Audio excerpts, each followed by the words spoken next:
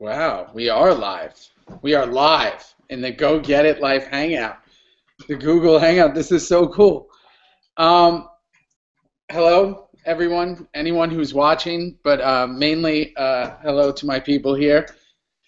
I get updates on this constantly too, so I thought, who knows that I didn't know this that people were watching and all that. That's great, but because we're here talking about a bunch of things that they'll, I guess, see and find out. And now I have to watch what I say because I was about to probably say so many things I shouldn't.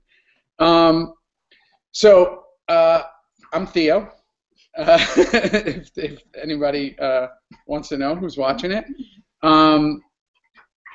This is the first Go Get It Life Google Hangout, which just kind of came up with like a month ago, it feels like, before we decided to do this contest. And I mean, who's ever watching this, just if you need to know something, just a little idea sometimes can turn into like the coolest thing, no matter what it is. And this whole gratitude challenge became probably one of the most, if not the most rewarding thing I've ever done in my life, because I saw something in this world that is absolutely incredible, which is that people just want to do good things and share their stories and their struggles and help other people, and it's kind of something that I've been trying to do my whole life. So it's really cool to see other people do it, and some of those amazing people are with us in this amazing gratitude challenge from all over the world. So I'll just start saying who everybody is, and I think like at this point things are muted. I'm the only one you can hear, which is going to stop immediately because the last thing I want to do is hear my voice. Everybody just throw your hand up so everybody knows who. Okay, right next to me on my screen. See, everybody's screen might be different, but going down that way, if I point, is Pata, Lizzie, Kendra, Randall. Wait, I'm there. It's Cassie and Sarah. Everybody just throw your hands up and say what's up. Okay. So I'm just going to start going down this way. I know everybody's story. Some of them, you know, when we read over 1,000 stories, I just want to say one thing. What was really funny for me and what's really cool in my life is that I get to read these things and they say things, a lot of them, like 50% of them start with, if Theo ever gets to read this. And what they don't realize is like I'm the one reading every one of them. And they start with that and I'm like, yeah, I am reading it. And I think that, you know, I don't sleep. You know, I'm trying to live like my life to the fullest, like, you know, because, you know, who knows, you know, when life's over. So you know, I read every one of them, and I had this amazing team with me who read every single one of them as well.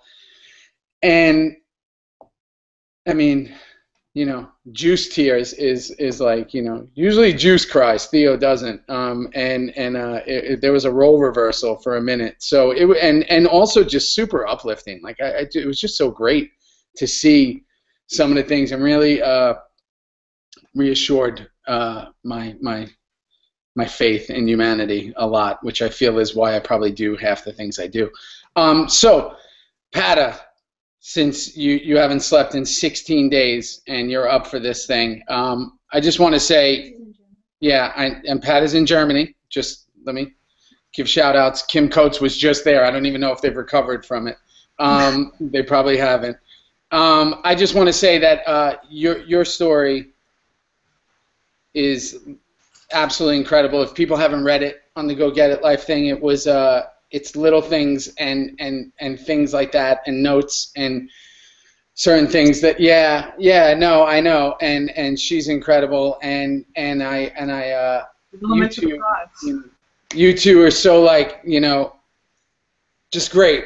It's what people need to see, because, you know, being in relationships, we all need people that, you know, help us. You know, we have people that make us better, and, you know, for me, it's like I'm so lucky, you know, because, you know, it took my whole life to find that, you know, that person who's just changed the course of my life, and when we get to have that, it makes us just such incredible people because we all have our own stuff going on.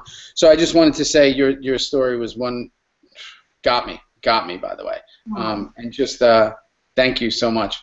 So, couple of questions. Tell everybody what's up. Say hello, and then I want you to ask me whatever you want. I think my stream just froze. Hi everyone. My camera isn't moving anymore, so you basically don't. Hi. Okay. Hello. Can you still hear us? Good. Oh yeah, I hear you loud and clear. Oh, my screen isn't moving anymore. So, yeah. So this is Juliet. Hi. This is my fiance. What's up, Juliet? Yes. Do you have any questions? Yeah. What do you got? Oh God. Where to start? Oh, first of all, thank you for doing this. Yeah. It's a great opportunity. Oh, we are back! Yay! We're back. We are moving. We're moving in. Did you bring Rocco? You promised. Yeah. Well, the other crew's up here right now. What we call the brown crew. Sasha and Benny are up here right now. The two older, the older couple. Rocco, he's like a loner in the house. He does his own thing. I don't know where he is at this. He could be anywhere. There was snow here the other day, and he didn't want to come in, but I'm sure he'll be up in a minute. He's running around. So I was wondering, because you care so much about animals, are you vegan or are you considering going vegan? No, that's it. I finally, I am actually a pescatarian. I eat fish occasionally, and that's just because, I'm an idiot. I was a vegan forever. It was just like first of all, I could, listen, if people eat meat, that's their thing. It's like nothing, that's their deal. For me personally, it was just like a thing where I always was like, I was a vegetarian vegan for like 8 years throughout college, and then after university, and then when I moved to LA, and then I just somehow started. It just happened where somebody told me my iron was low, and I started eating meat again, and it was always one of those things that I just never really, for me personally, enjoyed. Obviously, I could proudly say I've never lived a day of my life. And I've been around a good amount of time that I haven't had a dog, or at least 2 or 3 cats. I've had everything: chinchillas, hamsters, Burmese pythons. I've had everything. My thing is, I feel like I will gladly tell you that I like animals more than people. That's just kind of my deal. It's not. I don't try to hide that. It's just kind of the way I am. I feel like a direct connection. So my thing is more of it's just I don't trust meat. That's just me, and also I just again, it's just a deal. Like, it's just my choice. I'm not going to go into the reasons why. It's just I feel really good that I don't. So that's it. I eat fish occasionally. Okay, great. I just read that people want to hear our story. I didn't know. So, this is my gorgeous fiance. Hi. Okay, this is quite personal for me. So, I'm suffering from depression for almost 15 years now, and it's always a struggle for me every day to even get up in the morning. Like, that's an achievement for me sometimes. Just get up and do something. And she's always right there by my side and supports me in everything I do, and she's just my sunshine. So yeah, I'm so thankful to have met her, and yeah, just like you said earlier, you just find that one person and immediately it's right and it just fits and it feels right. Yeah. Yeah, everyone needs sunshine. Tell everybody just also about like that note too. Like that one note, that one day I just thought was really, it's just such a sign of like, it's sometimes like people don't realize it's the little things. Sometimes we're like, oh, why would I do that? Or maybe I shouldn't turn around and say that, or maybe I should. But sometimes it's like that's such a big deal, and that's why it was so important to me. So the other day I was really down, and when my depression hits me, I sometimes can't even make it out of the bed in the morning. I know for some people it's like, what, you can't get out of the bed? It's the easiest thing, but sometimes it's not. So I was really down, and she if I'm down, she always makes me do things like go shopping or meet people or, I don't know, just get dressed in the morning. So she wrote me a grocery a list for the supermarket to go shopping, and I got out of bed and saw the note, and it said, I don't know the exact words anymore. It was something along the lines, always remember that I love you, and one bad day doesn't destroy your achievement of the past. Ah, she's cute. Yeah, it was like, just because you have one bad day, it doesn't mean, you know, it's the end of the world and you're gonna get better and it's gonna get better. And that, to read that on that day meant so much to me. I mean, it's just a note, but for me, it just meant the world.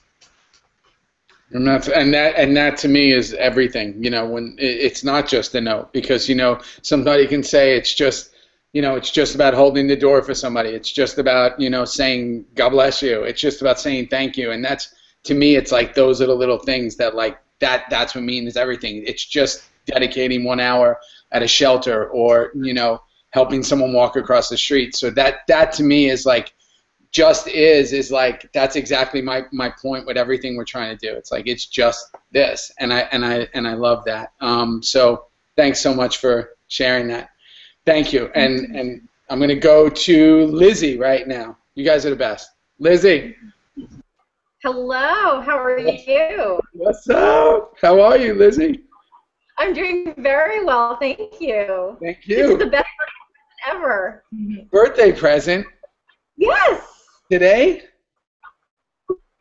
Today is my birthday. This is the best birthday gift ever. Yes. She's turning 60. Oh, so.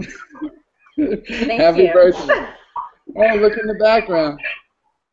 Who's that getting comfortable on the bed? That is Farah. You probably saw her in the picture. I did. And She's a what? Yes. She's part bulldog, part bull mastiff. Amazing. And could care less that you're on this thing. Just wants to chill out.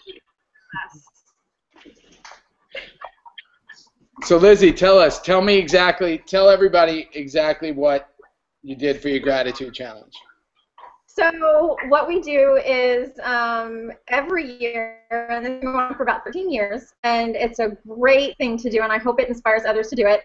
We always get troops for Thanksgiving, and this year has been exceptionally challenging. My husband left us, left my sons. I have 2 boys. I have a 14-year-old and a 10-year-old, and that's my son. That's my oldest, my 14-year-old.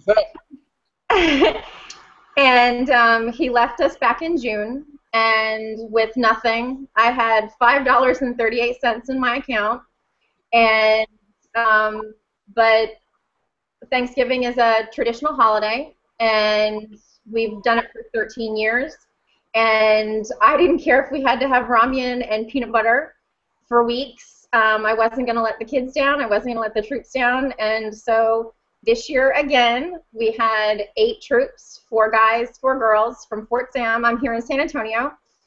Yeah. And I'm an advanced practice nurse. And so even though, you know, hey, like I said, it would have been top ramen and peanut butter, but damn it, I wasn't going to miss Thanksgiving. So that's what we did. We had our traditional Thanksgiving. The boys had their Thanksgiving. Our troops had Thanksgiving.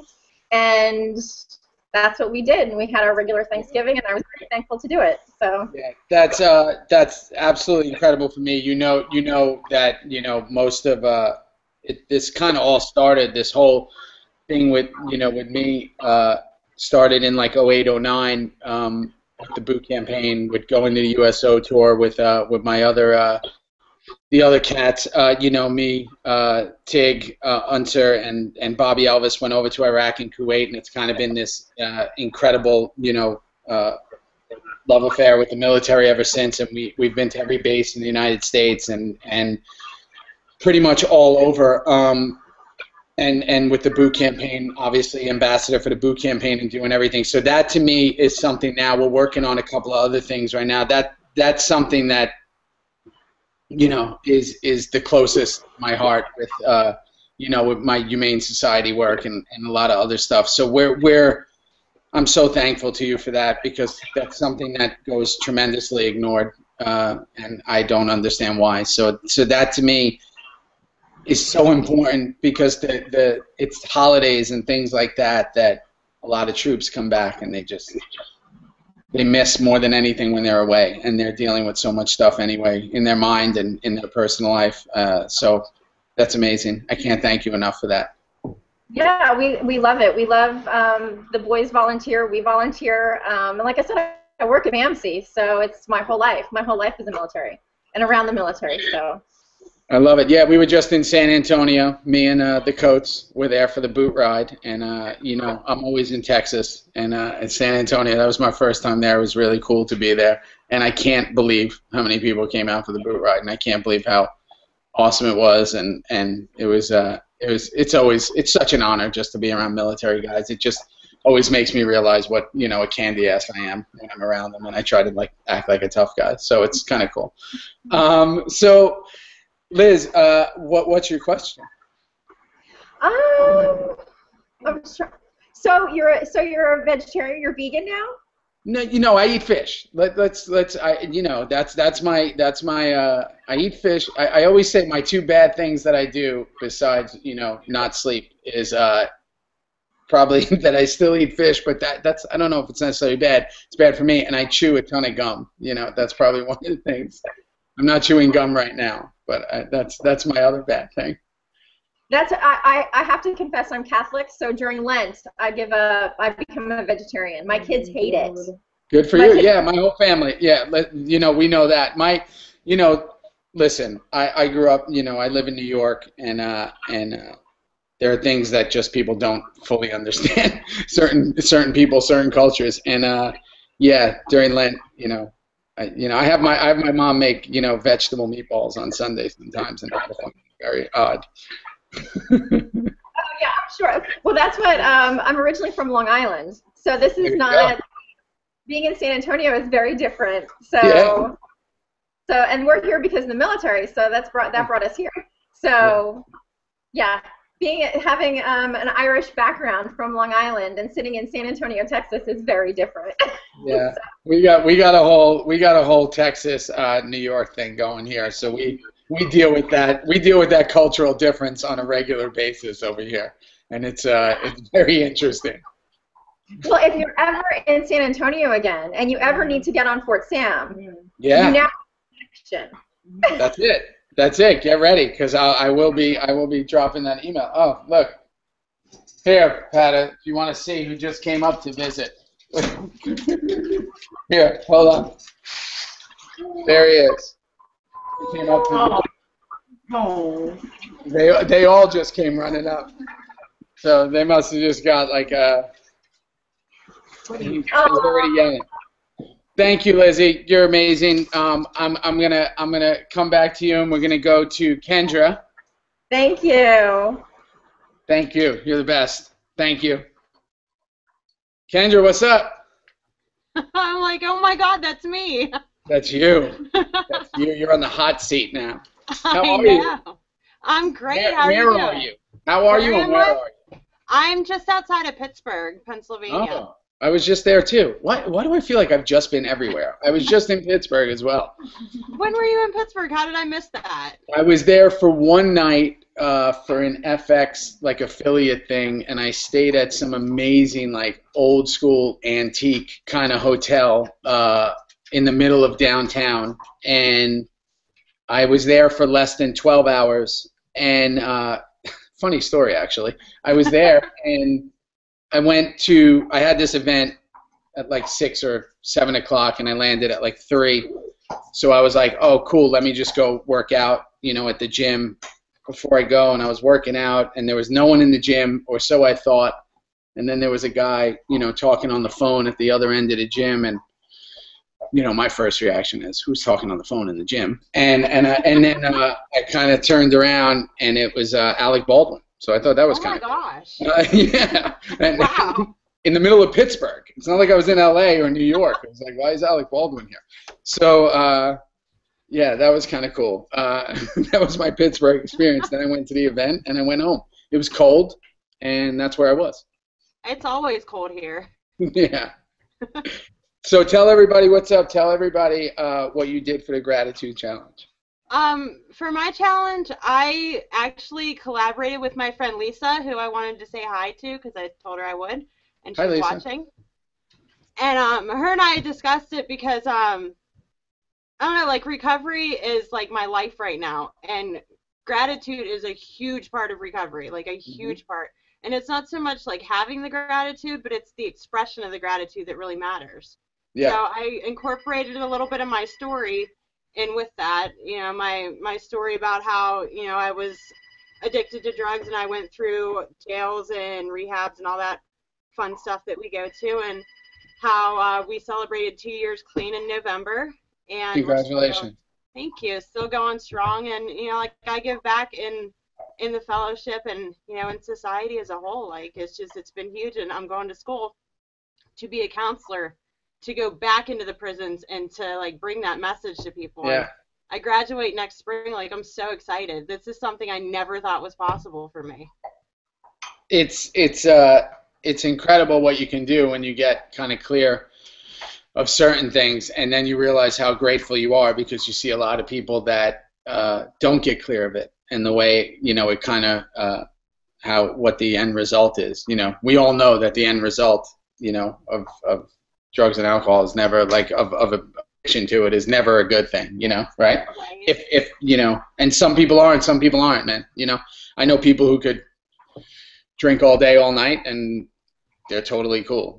I remember, for me, it was like a whole different story. Some people just aren't good at it. I'm like one of those people. I'm an awesome, I'm an awesome, really good at being bad at any of that stuff.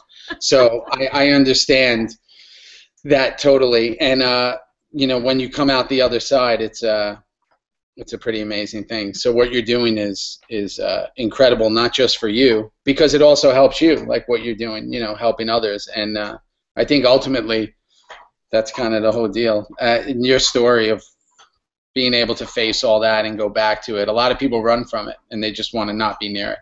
So I think that's pretty incredible. My kids love it too, and my oldest does. She loves to go and just be a part of everything. Like, it's so awesome to see just the change in her because of the change in me too. Yeah, that's great. She's running around upstairs with her 4-month-old brother right now, so. Oh, congratulations. Thank you. That's great. What's her brother's name? What's the little tyke's name?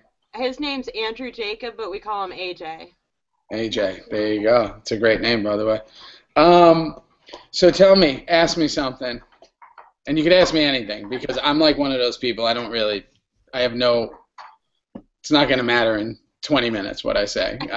There's certain things that I'll answer anything. And also, you guys got to know another thing, and I'm really clear about this to people. I'm an enormous fan of Sons of Anarchy. Like, that's the weird thing that people don't realize. There are a lot of people that, like, they're on their TV show or their movies and they don't watch it. Like, I'm a huge fan of Sons. Like, I read the comics. I hope there's a prequel series. Like, I'm such a big fan, and that's why, like, for me, whenever people are like, oh, you must hate talking about the show, I'm like, I actually love talking about the show. So, I mean, if there's anything you want to ask, and, at the end, I'll tell you, it's so funny how big the whole 12/27/80 thing got, and I'll tell you that whole story at the end, which is really cool, actually, now that But, yeah, tell me what's up. I want to know what your favorite season to film was. My favorite season to film as an actor was, the last one. Because, yeah, I mean, as an actor this season, because I think the more scared you are, the more fearful you are, the more exciting it is. You know what I mean? So I got put in some pretty crazy predicaments, but to put yourself in those situations and to test yourself that you can do that is pretty amazing. Can you grab this? Yeah. So I would say this season, but also for me, I'll always have a special place in my heart for season 4 because it was kind of the beginning of it all. That was kind of like the thing, season 4. So, yeah, those two. I watched season 4 today, and I was like, oh my gosh, this is like really where his character like completely Yeah. changes.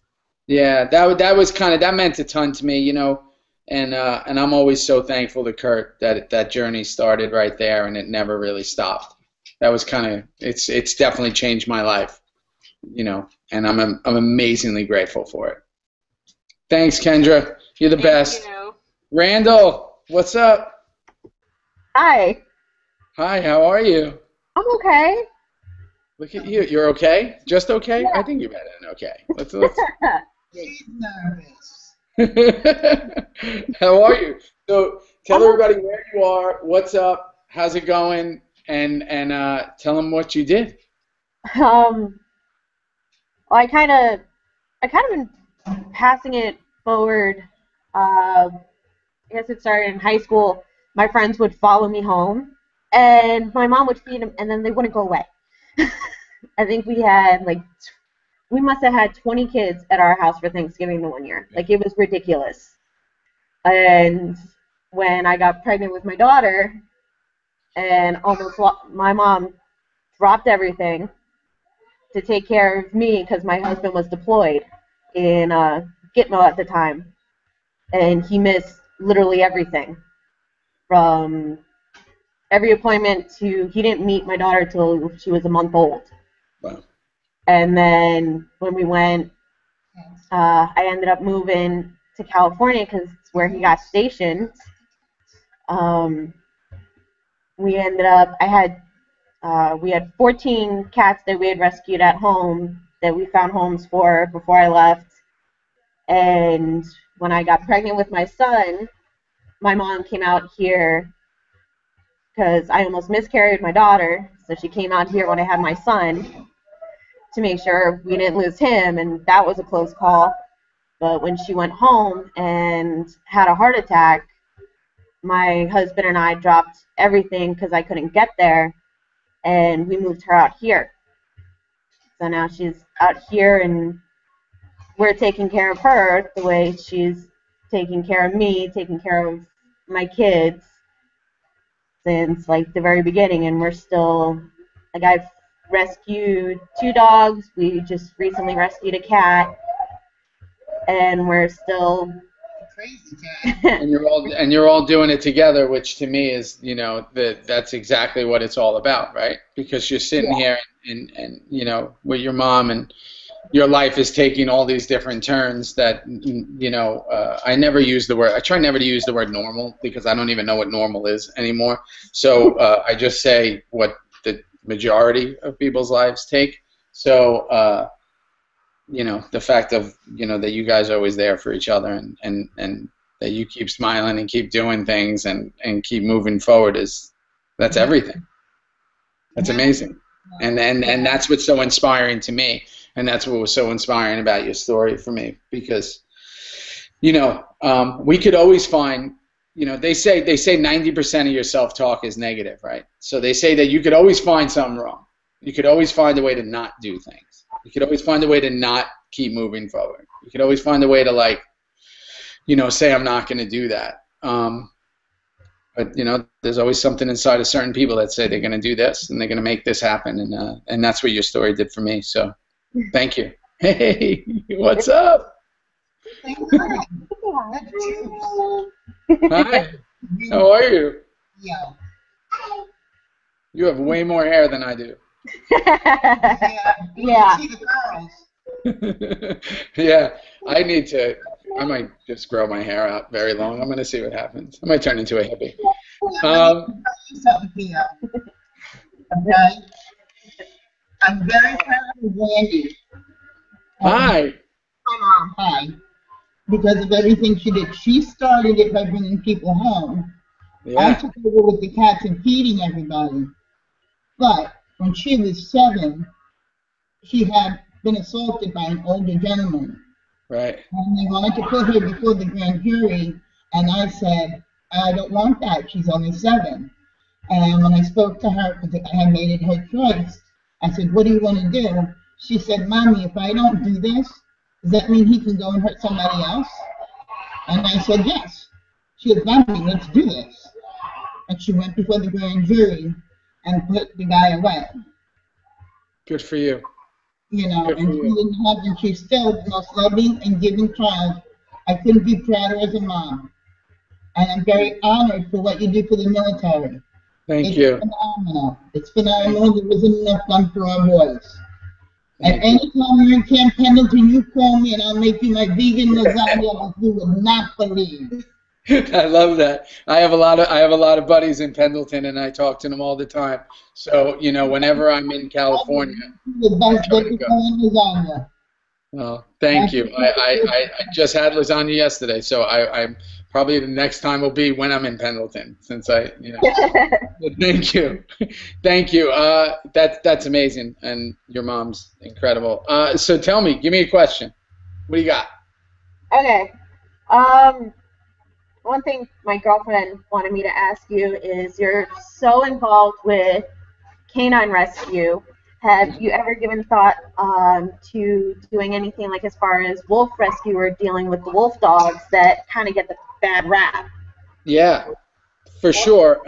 You know, Rocco, when I found, you know, when a friend of mine actually found Rocco and called me, you know, he was, you know, half dead, broken leg, you know, all, you know, covered in like black soot because he'd been on the street forever and, you know, covered in ticks and fleas and all that. And the vet, you know, had told me that he was either, you know, either part coyote or part wolf or something was in him. You know, they weren't sure what. And after that, I kind of started, you know, doing a little more investigating, and I went to a place up in California by Big Bear, a wolf sanctuary with me, Opie, I think it was me, Opie, Bobby, Elvis, Elvis. yeah, and I don't know. I think it might have been just us three. Went up, and this was like before, you know, Sons of Anarchy became Sons of Anarchy. This is early in the process, and we were with all these amazing wolves, you know, these incredible wolves, and just going in and I started learning a lot more about them, and yeah, I'm really intrigued. I've met a few timber wolves. I've met a lot of mixes, a lot of these, you know, hybrids, and you know, wolves' only natural enemy are actually, you know, humans that really, you know, go after them. So they actually, what people don't realize, they don't make the greatest pets because they're actually really scared of people. And that was a really, I've always been really intrigued by that. So, you know, right now I'm actually in the process of trying to save the deer in Staten Island where I live because there's a tremendous amount of an overpopulation of deer here, and I get to see them every night in my backyard, and you know, it's amazing. I'm 5 miles from Manhattan, and I have deer all over, you know, my property and all that. So I'm starting something right now with the Humane Society, trying to save all them because, you know, I just don't have enough to do, so I want to do something else. But yeah, you know, I'm pretty sure at one point I will get to wolves and probably turtles and snails and coyotes and everything else. So anything you have that, you know, you're starting or anything you have in mind, you could always send my way, and I'll do whatever I can through social media to help it out. Oh, definitely. My girlfriend actually, she works the wolf sanctuary that you were just mentioning. She actually goes up there. She has cool. 2 wolves that are up there. So she's Yeah, up they were there great. constantly. Yeah, they were amazing. That was a memorable day. I'll never forget. You know, being around creatures that large and that intimidating, and just, you know, being able to be cool and lay down and pet them and all that. It was pretty incredible. Yeah. Thank you, and Mom, you're great, and I will hit you up for lasagna when I'm at Pendleton. All right, Cassie, what's up, Ireland? Juice boxes. What's up to my juice box crew? Look at that guy. Who's that? This is Opie. What's his name? Opie? Is that Opie? Oh yeah, that's Opie. All right, now yes, Opie was in the video.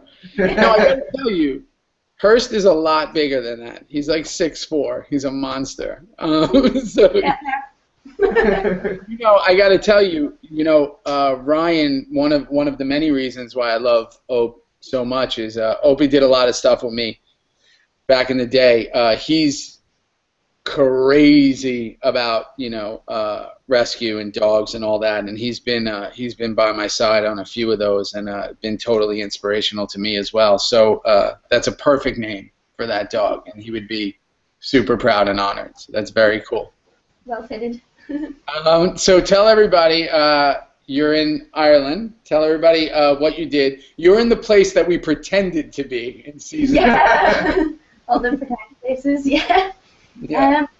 Well, we just got a lot of juice boxes, and went around different parts of Belfast and handed them out to everyone. So, homeless people, people on trips out, just people with families, and some people genuinely did need it and appreciate it, and other people it just made their day. It was a pretty miserable, rainy day, so you can imagine people with 8 kids and free juice that were happy to see it.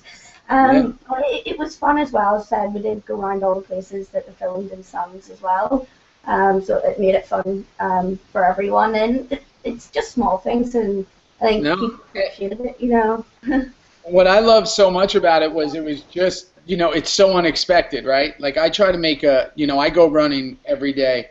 If it's not like 10 below, I'll run, outside, and I just try to make it like a habit of just, and remember, I'm in New York City. I just try to make it a habit of just like, hey, I just say, hey, what's up to people? Hey, hello, how are you? And the shock on people's faces when you say hello to them nowadays is amazing. I don't even understand why. When did not saying hello become a big deal? So, doing the thing with the juice box, what I love so much, besides the fact that it was juice boxes and really cool, was that it's just so unexpected. And like for me, we were saying, like, if they did that, in New York, people would be like, whoa, what's going on? What are you trying to do here? They would get all skeptical. And I think that it was just such a great sign for me that people are just still doing things that are unexpected. Like, and that's what I love to see people's reactions from it. I love the video, and I think you guys it was super cool what you did. Some people's reactions were different. So there was people that looked at us as if we were crazy and kind of went to the other side of the street, but then other people that were just so happy to see something a bit different on their day out. So you two don't look crazy at all. You look very normal, completely. So tell me, what's up? Ask me, what do you got? Just wanted to know, out of all the scenes that you did, what was the most difficult for you to do? It's funny. Most people would, assume, when you say that, it would be, what's the most difficult? A lot of people would assume that, obviously, the stuff with Manson and being in prison and all that is the most difficult, when actually that's probably the easiest, because that's the hardest. You're laughing because you have to look at the absurdity of it all, right? You have to just, like, kind of, you got Marilyn Manson, and you're thinking, like, this is so ridiculous, what's going on here, and you just have to, like, kind of laugh about it. The actual hardest scenes for me ever was whenever you have to put yourself in a mindset of and make it believable. When you have to put yourself in a mindset of wanting to take your own life, you know what I mean? Because to be in that mindset, you have to go to a place that you hope you never go. And again, to make it believable. What I love about Sons and what I love about acting in general is when people come up to you and they talk to you like every single thing you do is real. They talk to you like, why would you let that happen in prison? Why wouldn't you fight back? And it's like, you realize we're on a TV show, right? And then you have to, you have to. So what I love is that stuff is the most difficult, because it kind of sometimes it takes a little while to shake it off, because you have to, when obviously season 4 with the tree and all the other times Juice has put himself in harm's way to kind of basically protect the club. Because he thought taking his own life would be the easier way. I think that was definitely the most difficult for me, just to go to. And everything else. I mean, difficult is such a weird term to me. Like, difficult is like, I worked construction forever, and like, I laid foundation on houses, and like, laid carpets, in these houses in New York City in the summer, and I've worked since I was 9 years old. So difficult? I mean, you might have to put yourself in a mindset, but 2 seconds later you're having a latte by a chair. I mean, it's not that difficult. Difficult is like getting up at 6 in the morning and going to the coal mines. That's difficult. So, acting's ridiculous sometimes. Let me just say that. Yeah. But you guys are. It was so cool to see Ireland, obviously Germany, and to see. And that's why I wish one day to see the other side of this. Like I said, over 1,000 people wrote in, and to see all this stuff is. It was pretty incredible. So I thank you guys so much, and little Opie, and I know it never rains where you are, so to go out in that rain, it must have been a rough time. But yeah, thank you guys. Sarah, what's up? How are you? Good. How are you? I'm good. What's up? Who you with, Sarah? Who's that? This is my husband, Chris. I'm Chris. He introduced me to Sons of Anarchy in season 1 and got me hooked. Chris, did you watch Chris from the beginning, or did you do it on Netflix? Were you like one of those people that in 2009 put it on TV? Well, I tried where I lived, but then I didn't have cable television, so I fell out of it. But once I got access to the seasons, I started watching it. Nice. And then you're the blame for her getting hooked on it. Yep. Yeah. Yep. She wasn't quite sure about it at first, but then we got through the first episode, and she was hooked. Then she saw Tig in that little robe in season 3, and everything changed. That's what happened. Yeah. It's funny. I feel like Sons of Anarchy is like that gift that keeps on giving. It's like people just, I hear so many people say their friend got them into it, or they got their father into it, or their mother, or their friend, or this, and then they just become then they start arguing who's like the bigger fan. So I've always thought that was really cool. And it's definitely one of those shows that I say it's like the show ends, but honestly, as long as there's a hot topic or a thing, the Reaper is never going to. I feel like I see more Reapers than I do anything, and I think that's why I've said this is like a fan-built show from Jump Street. I mean, we started and the fans just got more and more and more and more, and it's really cool for us because almost all of us are just huge fans of the show as well. So we get to actually do it, and you guys get to watch it, and that's, I think, one of the reasons why we always constantly tried to.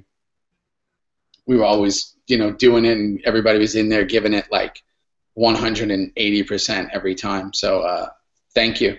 That's cool, and thank you for getting hooked on it. So tell everybody what you guys did.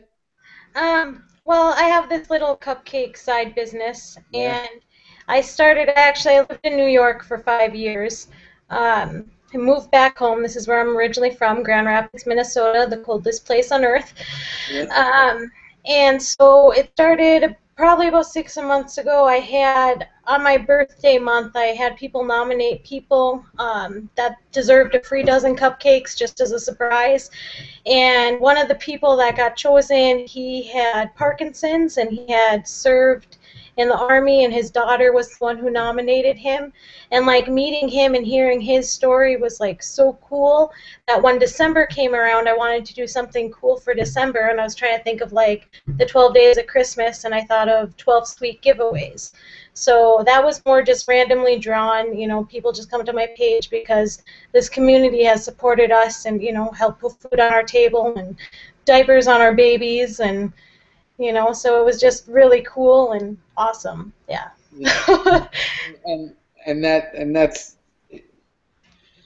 That's how the way things get sparked, and the way ideas happen, and the way things kind of just manifest from one person who you wouldn't even expect it was going to happen from, and it turns into this whole other thing is kind of what it's all about. It's kind of what Go Get It Life. It started when Go Get It Life started. It started as literally me doing this hashtag to just kind of motivate myself, to get up and go run at 3:30 in the morning, or to work as hard as I possibly can. And what people don't understand is I was really just writing these things on Twitter or social media just to kind of get myself in a motivated state. And then when I started seeing people say, "Oh man, can you, I did this Go Get It thing, and I did that," and I saw it build and build and build, and then we just came up with this idea. Well, Wouldn't it be cool if all the people who kind of are doing little things and, you know, trying to make themselves or the world or anything better, they had like a little kind of hub where they can go and kind of feel better and share their stories and all that. And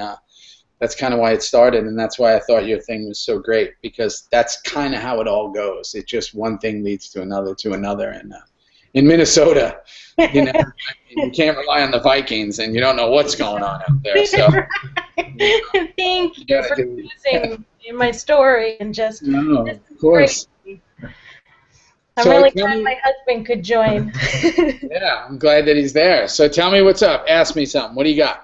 I wanted to know how you heard about Sons of Anarchy and the audition. Like, how'd you get involved with the show? Because we heard on, like, the After Talk, or my husband did, that, like, you were shocked to see that you were going to live each season. So was this just kind of like you thought it was a small role, or? Yeah.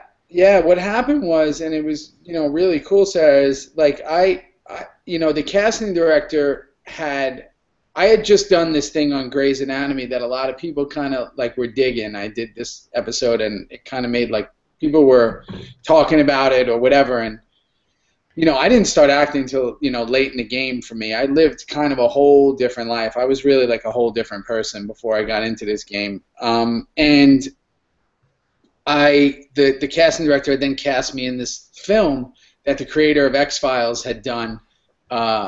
Which actually, you know, wound up never being finished. Me and this girl, Katie Cassidy, and this guy, Makad Brooks, and a couple of us did this film. So this casting director and I had this relationship now, and she said, there's this TV show I'm doing, and at the time it was called like Forever Sam Crow or something, and she sent me the script, and you know, they had called me in for this audition, and the audition they called me in for was Jax. And I mean, let's keep it real. I mean, you know, I'm obviously not Jax. So I went in and I went in and read, and I met with Kurt and John Linson, the other producer, and it just didn't, you know, it didn't happen. And I left, and then no, I didn't leave. They actually said, you know, can you stay and read for the role of Half Sack? So I read for Half Sack, and then that didn't work out, and then they called me back, and I read for this role of Hawk, which actually ultimately became Tig. It was played by Emilio, who plays Alvarez in the pilot. It was a whole different, you know, kind of show in the original thing we shot, and I read for that, and I didn't get that. You know, they just said, no, you're too young, you're too old, you're too this, you're too that, and I just thought it was the greatest script I'd ever read, and I went home. Like, you know, as an actor, you could have, you know, back then I was auditioning like 6 to 8 times a week, I think. So it was just another one of those things where I was like, okay, cool, then move on, you know. And then I got a call, you know, and they said, Kurt wants to talk to you, and he said, you know, I don't know if you're going to have 1 line or 100 lines. I don't know if you're going to be in 1 episode or 100 episodes. I can't guarantee you anything. I don't know what's going to happen, but I just want you to be in the pilot that we're going to shoot. And, you know, you hope that first episode the network likes and it gets picked up. And we did the first episode, and I played a character named Franco, who is a computer whiz. He had hair. He had no mohawk. He had no tattoos. And I think I had like 2 lines or something. And I had no contract. I had no nothing. It was just, let's see if it works. And then when they did the reshoots, I had a mohawk and I had tattoos on my head, and Juice was kind of Juan Carlos Ortiz came to life, and again, it really wasn't until crazy. It wasn't until I was in the diaper that kind of I was like, oh, this is gonna be something. That was like the 3rd episode, or and then the episode with Tig and I, and the Doberman was like, and Kurt recently said, which I thought was really cool, is like he's found Juice's voice in season I don't know, the season I was in the hospital and had hair when I got I think I got stabbed in prison. I think that was season 3. I don't know. It was season 2. My son's knowledge is slowly leaving me all of a sudden. I used to be like the ace trivia of Sons. And it was when he told Jax, you know, the club comes first. The club is your family, you know, and that kind of showed that he was this bit of a lost boy in this, you know. So after the first season, I became a regular on the show, and now I'm sitting here talking to you guys. And it was because I had actually they were offering me these other shows at the time, you know, and that's why I don't believe in doing anything for, you know, money's great and all that, but you got to do what makes you happy. And I knew this was a show that I'd never seen or never read or never anything. So I took it not knowing if it can go any more than anything else. And by taking it, I couldn't do anything else. So it was here it is. Well, thank you, and thanks. you Oh, so we have a much. little one. This is Amelia. This is who I named my little cupcake shop after. What's her name? Amelia. Hi, Amelia. Hi. How are you? She's beautiful. Hi, Amelia. You'll watch the show in 15 years. Yeah, maybe a little longer. Don't watch season 7 when I'm in jail. Yeah, that's amazing, and I thank you guys so much. I'm sure it's really warm in Minnesota because Yeah. the tans are coming out already. I see. Yeah, it's freezing here too. So, well, first of all, I want to thank everybody. But before we do that, so cool thing, right? All of a sudden, you know, where Juice is going through all this crazy stuff, and this is for everybody, you know, Pata and everybody else who has asked, you know, and Pata, I know you were one of the first to ask about the 12/27/80, and a lot of people were, you know, what happened was, obviously Juice was on the run, you know, and sorry, by the way, if anybody's watching this this whole spoiler thing, I always feel weird about that, like, you know, telling people kind of like what happens on the show, because I know a lot of people haven't seen the final seasons, and if you haven't and you're on this Google Hangout, put your hand up and walk away, and if you have, then sit and stay. No, basically, Juice was obviously on the run on the way season 6 ended. And I'm going to talk openly, by the way. This is a big whole spoiler thing. I'm going to talk openly on season 6 and 7. So do yourself a favor and go read a book or something if you haven't watched it. You know, so it starts season 7, and Juice is kind of, you know, under the thumb of Gemma and, you know, trusting her and believing in her, and doesn't know what's kind of happening and where it's going, and he's growing his hair out. And, you know, ever since we've seen Juice, he's had that mohawk, you know, from the get-go. And if he didn't have a mohawk, he had kind of a full head of hair that one time in the hospital, and then, you know, the Eric Estrada look in season 4 that we were going for in that first episode, which was really interesting, and when he came out of prison. So so the hair's grown out, and then it came to that point where Chibs, that moment in the diner where Chibs kind of says, "Why don't you stick that gun in your mouth? Because basically there's nothing you can do." And to him, that was it, right? Like, that was the one that he thought was his only chance at getting back in, and that's kind of when things went the other way for him. That's when his mental state went the other way. That's when it became about survival, and that's when it became about who really cares. So, you know, I suggested that I wanted to shave my head completely, because I always think of like Fight Club, and, you know, when they shave their head, and it's just kind of like this very, you know, warrior-esque type thing, you know, and it's just like, I don't care, I'm not going to deal with, you know, any of that stuff. This guy is in no way, shape, or form, you know, doing the OCD thing he did before this whole situation with Tara and shaving that mohawk every single day. Also, you guys got to understand the way makeup works. Let's step out of the Sons of Anarchy world for a minute. Is the way makeup works is those are transfers that go on the head. So you have to have a bicked head. Like, it has to be completely shaved, bald. Like, there could be no stubble even like this, or the tattoo actually doesn't lay down. So it's either you grow it really out, you know, or you shave it completely down to nothing. So it was like, okay, we're gonna shave it completely down. You know, we're gonna go bald. So you're definitely gonna see these for sure now. And I was like, wouldn't it be really interesting if there was something under the mohawk? So I probably still have the text that Kurt and I went back and forth on. And I said, you know, we're thinking about, you know, the makeup artist and I were talking about something being under there, like another thing. It'd be cool, like a cool little Easter egg for the fans.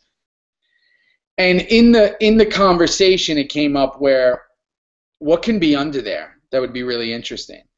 And maybe we'll discuss it and maybe we won't. And I always thought a really big turning point for Juice in his life was his father. Kind of his father, the not relationship with his father, obviously the stuff with Roosevelt and his father, and his father's ethnicity and and race and all that, and how that played into Juice's whole mindset.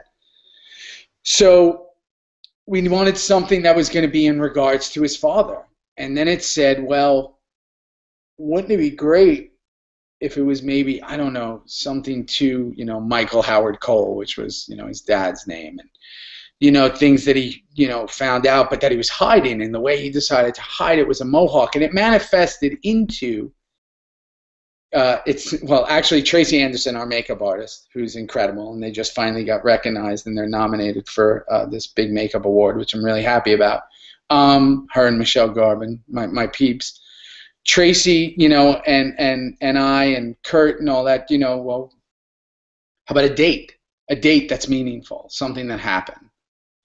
And then Tracy's birthday is 12/27, and it worked out perfect because it's 2 days after Christmas, which is this elation of a time. And then wouldn't it be great if that's the date he always remembers, because that's the date his father left. So his father abandoned him on that date, right? 12/27/80. And we just thought it was so, it's 12/27, yeah, 12/27/80. And we just thought it was so strong. And we actually, the crazy thing is, we knew that people were going to kind of think about it. And I love the way Kurt added it in that last episode for Juice by just going on it. And for me, it was so significant because the reason he hit it is because then it would strike up a conversation. And he got it before he was in the club, when he was still the hacker, when he was still kind of, trying to get away from his life. And there was always something that meant something to him and something that drove him in a way. Like this guy had left. And he left 2 days after Christmas. And just totally probably, from what we played it, or what I played it, it's broke his family apart. And that's what it was. And it was that date that his dad left. And after Chibs leaves him, and Clay left him, and ultimately Gemma left him, just like his dad did, it's crazy. It just shows how brokenhearted the guy was. So that's kind of what the date was. So that's that. I leave you all on that really sad note for Juice. I think you're all amazing, and I just want to say thank you all so much. Yeah, you guys are great. Sarah, Cassie, Randall, Kendra, Lizzie, Pata, Julia, Juliana, what is it? Juliet. I think you guys are absolutely terrific, and you all did great. So thank you so much, and I hope to hear from you all on Go Get It Life. I'll be there, and I'm constantly checking things. I never sleep, and I'm always around. So enjoy everything, and Happy New Year to all of you. Thanks, guys. Lizzie, happy birthday.